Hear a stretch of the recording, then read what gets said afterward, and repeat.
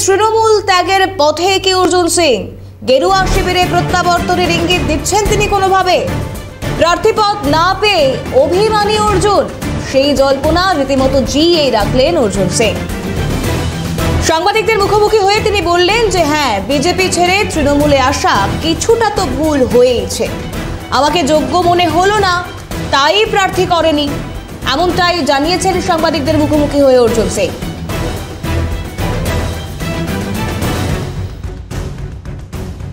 নির্দিষ্ট আপনার কাছে একটা প্রশ্ন, বিজেপি ছেড়ে তৃণমূলে আসা আপনার কি মনে হয় ভুল হয়েছিল আজকের দিনে দাঁড়িয়ে?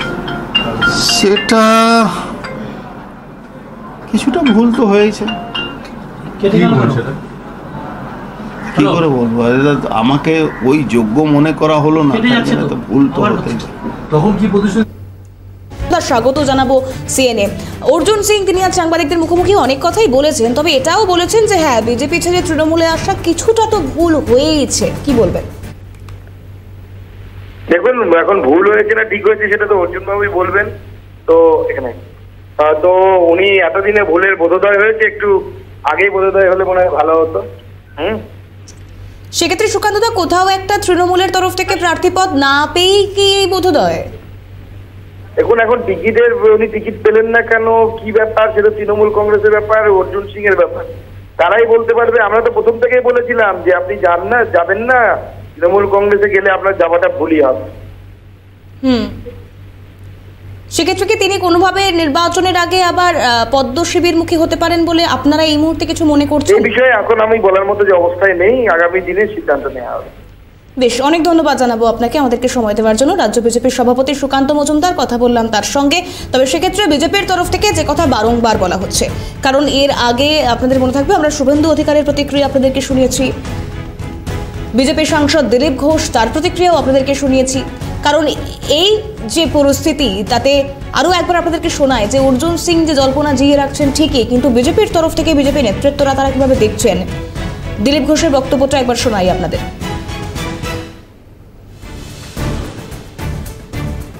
অর্জুন সিং এর মতো এত পুরনো নেতা, এত অভিজ্ঞ রাজনীতিবিদ, এমএলএ এমপি থাকলেন, উনি টিএমসি কে চিনতে পারেননি এখনো? পরস্পরকে ভালোই চেনেন, এখন লুকোচুরি খেলা চলছে, আর শেষ গোলটা টিএমসি দিয়ে দিল।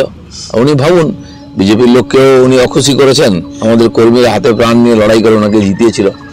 ওনার ব্যক্তিগত সমস্যা থাকতে পারে, উনি চলে গেছেন, তো সাধারণ মানুষ ভালোভাবে নেয়নি। এখন যেখানে গেছিলেন সেই পার্টির উপরে ভরসা করেছেন, সেই পার্টির যেমন ক্যারেক্টার সেরকমই করেছে, উনি ফিরবেন কিনা সেটা পার্টির কল্পনা তিনি জিয়ে রাখলেন। তিনি সাংবাদিকদের মুখোমুখি হয়ে নানান প্রশ্নের উত্তরে এটাই বলেছেন যে এখনো পর্যন্ত আমি দলেই আছি, এখনো পর্যন্ত আমি দলের হয়েই কাজ করব। কখনো তিনি বলেছেন যে এখনো পর্যন্ত তো আমি আমার অনুগামীদের বোঝাচ্ছি যে আপনারা শান্ত হন, অর্থাৎ এই এখনো পর্যন্ততেও অনেক বড় টুইস্ট কাজ করছে।